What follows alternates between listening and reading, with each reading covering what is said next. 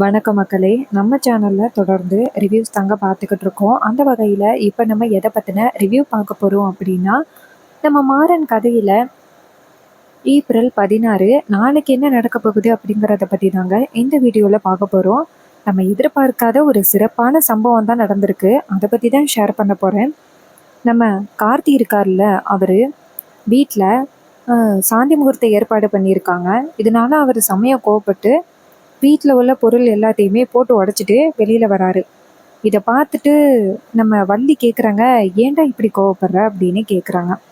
அதுக்கு கார்த்தி சொல்கிறாரு, இங்கே பாருங்க அத்தை, எனக்கு இதில் கொஞ்சம் கூட விருப்பமே இல்லை. இவ பொய் சொல்லிக்கிட்டு இருக்கா. நான் உங்களோட வளர்ப்பு.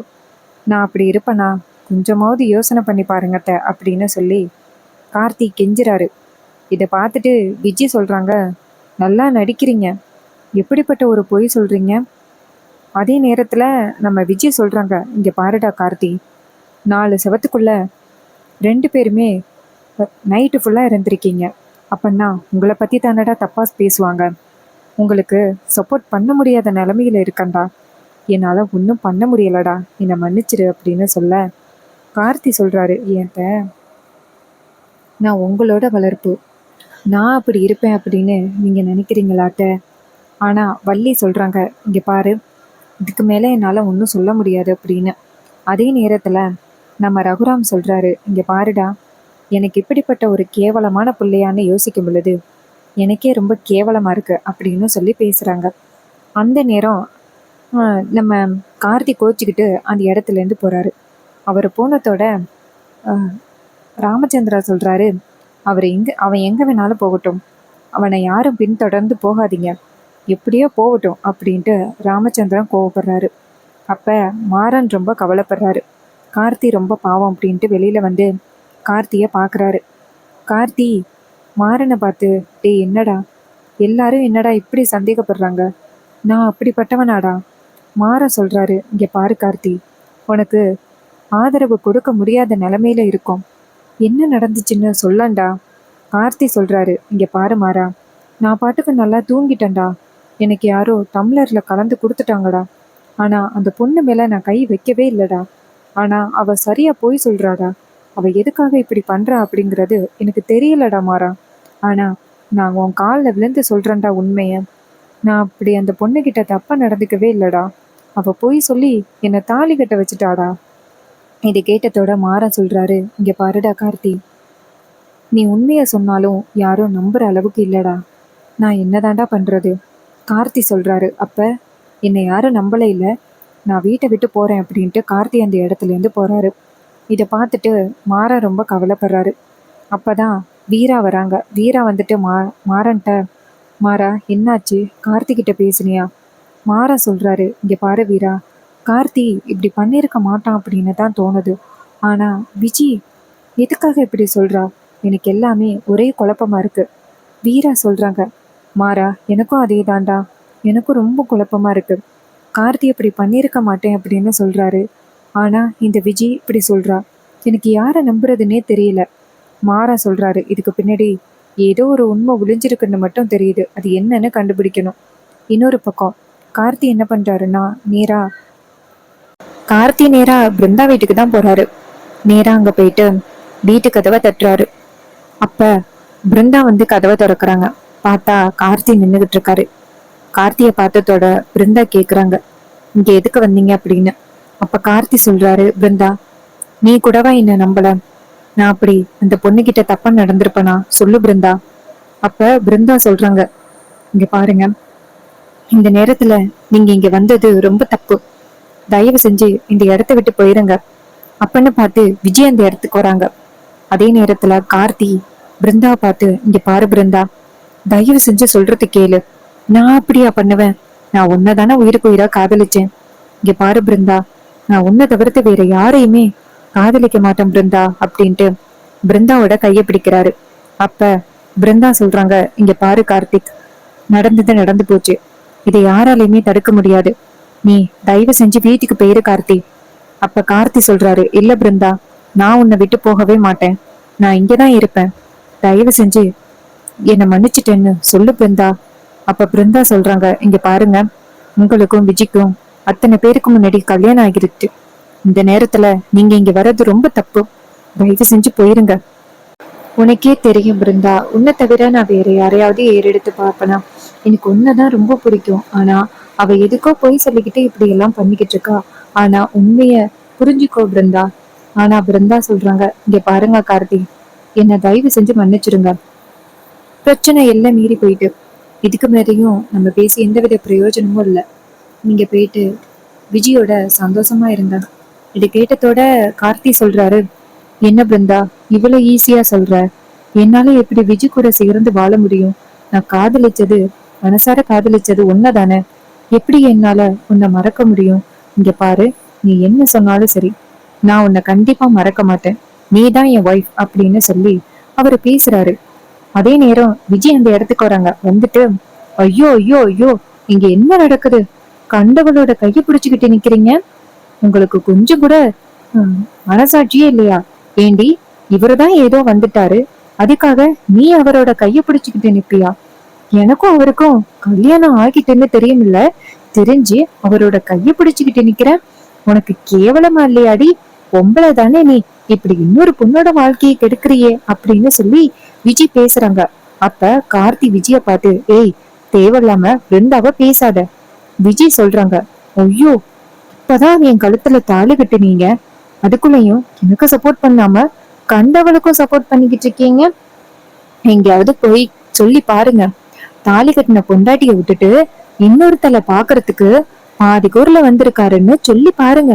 எல்லாரும் எப்படி பேசுறாங்க அப்படின்னு உங்களுக்கே தெரியும். உங்களை மாதிரி ஒரு கேவலமான மனுஷனை பார்த்ததே இல்ல. சரி, உங்களை விடுங்க. உங்களுக்குதான் ஏதோ புரியல. ஆனா இவளுக்குமா புரியல? இப்படி கல்யாணம் ஆன ஒருத்தனை வளைச்சு போடணும்னு நினைக்கிறாளே, அவளுக்கு கொஞ்சம் கூட அறிவே இல்ல. சி, நீ எல்லாம் ஒரு பொண்ணா? அந்த நேரம் வெளியில சத்தம் கேக்குறது கேட்டுட்டு பிருந்தாவோட அம்மா வராங்க. வந்துட்டு, இங்க என்ன நடக்குது? மாப்பிள்ள, நீங்க எங்க இங்க? விஜய் சொல்றாங்க, என்ன மாப்பிள்ளையா? இவர் என்ன உன் பொண்ணையா கல்யாணம் பண்ணிருக்காரு? மாப்பிள்ளைன்னு சொல்ற? ஓ, நீயும் சேர்ந்துதான் இப்படி பண்றியா? இப்படி கல்யாணம் ஆன ஒருத்தரை ஆதிக்கூர்ல வர வச்சு உன் பொண்ணு கூட பேச விட்டுருக்கே, இப்படிதான் ரெண்டு பொண்ணுக்கும் கல்யாணத்தை பண்ணி விட்டியா அப்படின்னு அந்த விஜய் அடுக்கடுக்கா கேள்வி கேக்குறாங்க. இதையெல்லாம் கேட்டுட்டு பிருந்தாவோட அம்மா அதிர்ச்சி ஆகுறாங்க. பிருந்தா விஜய பார்த்து, ஏய், எங்க அம்மாவை இதுக்கு மேல ஏதாவது சொன்ன உனக்கு அவ்வளவுதான் மரியாதை. அப்ப விஜய் சொல்றாங்க, இங்க பாரு, அடுத்தவ புருஷனோட பேசிக்கிட்டு நிக்கிறியே, உனக்குதான் அறிவில்ல. உன்னை பார்க்கவே எனக்கு கேவலமா இருக்கு. கார்த்தி மச்சான், வாங்க போகலாம். இவெல்லாம் நல்ல பொம்பளையே இல்ல. அப்ப விஜயோட அம்மா பிருந்தாவோட அம்மா விஜய பார்த்து, ஏ விஜய், நீ தேவையில்லாம ரொம்ப கேவலமான வார்த்தைகளை எல்லாம் பேசிக்கிட்டு இருக்க. தயவு செஞ்சு அமைதியா பேசு. இந்த மாதிரி கேவலமான குடும்பம் எல்லாம் நாங்க கிடையாது. அப்ப கார்த்தி நேரா பிருந்தாவோட அம்மாவை பார்த்து, அம்மா, இவளுக்கு ஏதோ பைத்தியம் பிடிச்சிட்டு அதுக்காக தான் இதெல்லாம் பண்ணிக்கிட்டு இருக்கா. அதுக்கு பிருந்தாவோட அம்மா சொல்றாங்க, தம்பி, உங்க கூட நான் சம்பந்தம் வச்சு பேசினது ரொம்ப தப்பு. நான் ரொம்ப பெரிய தப்பு பண்ணிட்டேன்.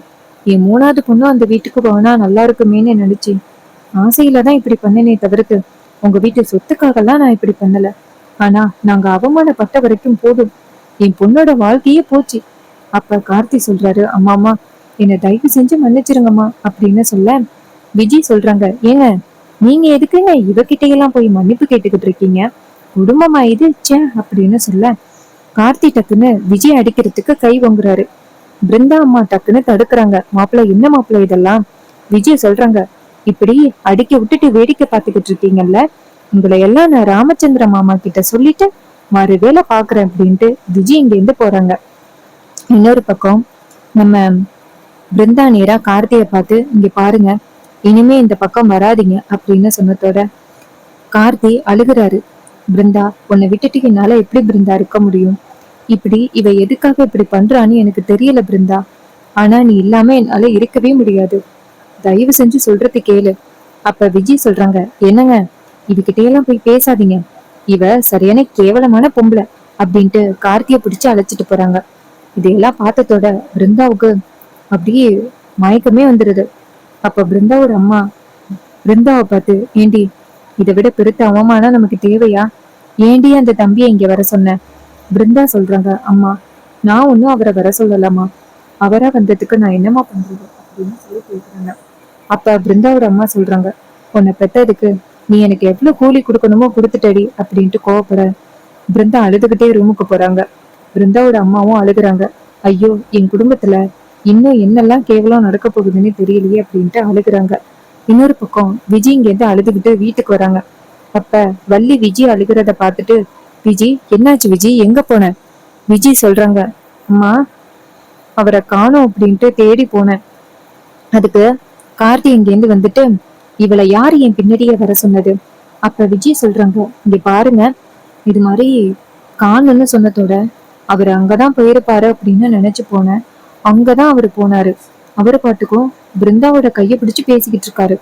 இந்த மாதிரி ஒரு கேவலம் யாருக்கு வரும்? இப்படி என் கண்ணு முன்னாடியே இன்னொருத்தியோட கைய பிடிச்சுக்கிட்டு நிக்கிறதுக்கு அவருக்கு எப்படிதான் மனசு வருது? என் கழுத்துல தாலி கட்டி இருக்காரு, ஆனா அந்த பொண்ணோட போய் பேசிக்கிட்டு நிக்கிறாரு. இதெல்லாம் எவ்வளவு பெரிய அசிங்கம். அந்த பொண்ணோட அம்மா கொஞ்சம் கூட வெக்கமே இல்லாம அவங்க ரெண்டு பேரையும் பேச விட்டுட்டு வேடிக்கை பார்த்துக்கிட்டு இருக்கா. இப்படி ஒரு கேவலமான குடும்பத்தை நான் பார்த்ததே இல்ல. அதை கேட்டதோட வள்ளி நேரா விஜய் கிட்ட வந்துட்டு, விஜய் அது சரி, நீ எதுக்கு அங்க போன? விஜய் அமைதியா இருக்காங்க. அப்ப வள்ளி கேக்குறாங்க, சொல்லு, நீ எதுக்கு போனன்னு சொல்லு. விஜய் சொல்றாங்க, இல்ல இவரை காணுமேன்னு பார்த்தேன், கண்டிப்பா அந்த வீட்டுக்கு தான் போயிருப்பாரு அப்படின்னு எனக்கு தோணுச்சு, அதான் போனேன். கரெக்டா நான் நினைச்ச மாதிரியே அங்க நின்னாரு. அந்த பிருந்தாவோட கைய பிடிச்சுக்கிட்டு நின்னாரு. எனக்கு பார்க்கவே எவ்வளவு கஷ்டமா இருந்துச்சு தெரியுமா? இப்படி என் கண்ணு முன்னாடியே இன்னொருத்தியோட கைய பிடிச்சுக்கிட்டு நிக்கிறத பார்த்துட்டு எவ்வளவு கஷ்டமா இருந்துச்சு தெரியுமா? இவர் ஏன் இப்படி இருக்காரு? அதான் என் கழுத்துல தாலி கட்டுனாருல்ல, என் கூட தானே சேர்ந்து வாழணும், அதை விட்டுட்டு கண்டவளோட கைய பிடிச்சுக்கிட்டு நிக்கிறாரு. இதை கேட்டதோட நம்ம வீரா அதிர்ச்சி ஆகுறாங்க. என்னடா இது, இவ இப்படி பேசுறாளே அப்படின்னு. அப்ப விஜய் சொல்றாங்க, அந்த பொம்பளை கேவலமான பொம்பளை போல. இது மாதிரி அவ அம்மாவும் பார்த்துக்கிட்டு நிக்குது, அவ பாட்டுக்கும் ஆஹ் என் மச்சானோட கைய பிடிச்சிட்டு நிக்கிறா அப்படின்னு சொல்லி பேசினதோட கண்மணி பொறுத்து பொறுத்து பார்த்தாங்க.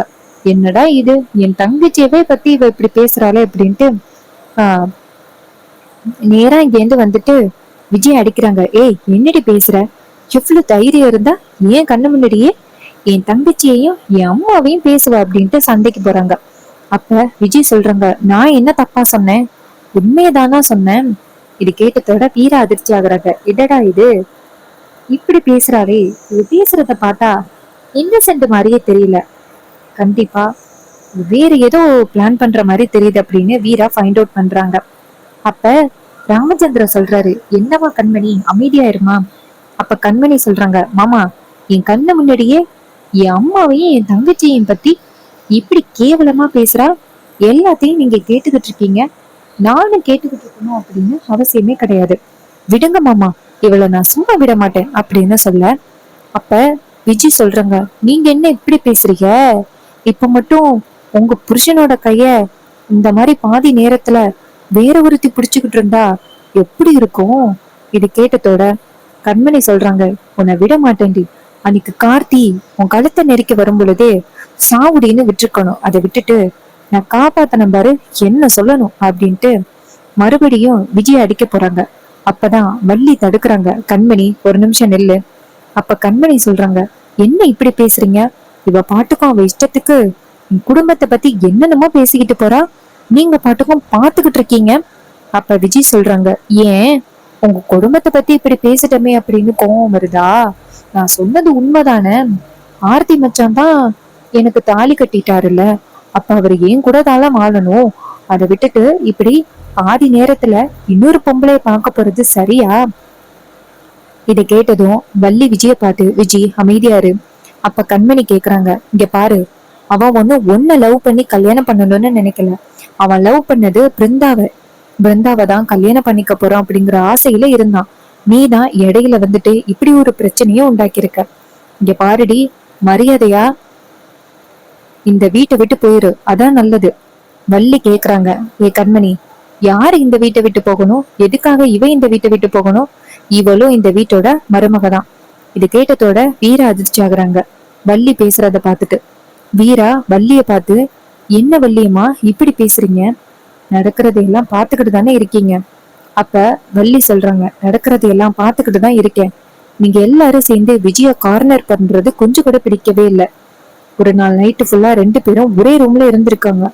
அப்ப எதுவுமே நடக்கல அப்படிங்கறத எப்படி ப்ரூவ் பண்ண முடியும்? கார்த்தியும் போதையில இருந்திருக்கான். இந்த கார்த்தி இப்படி நடந்துகிட்டதுக்கு அவன்தான் காரணம். ஆனா விஜய போய் தப்பு சொல்றீங்க? விஜய் மேல எந்த தப்பும் இல்ல.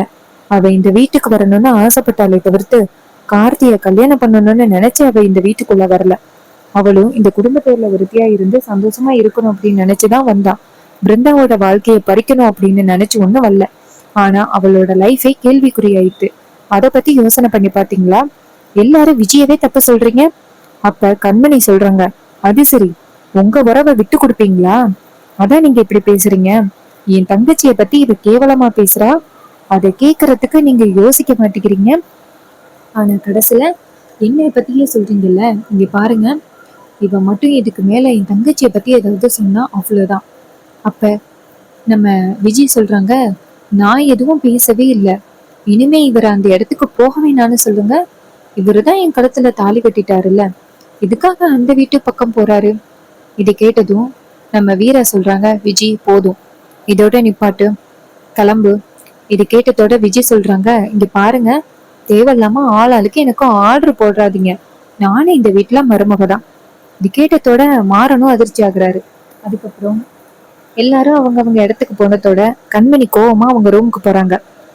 ராகவன் கேக்குறாரு, கண்மணி என்ன நீ இப்படி கோவப்படுற? கண்மணி சொல்றாங்க, ஏங்க, அவ என் தங்கச்சிய பத்தி இவ்வளவு கேவலமா பேசுவா, எல்லாத்தையும் நான் கேட்டுக்கிட்டு இருக்கணுமாங்க?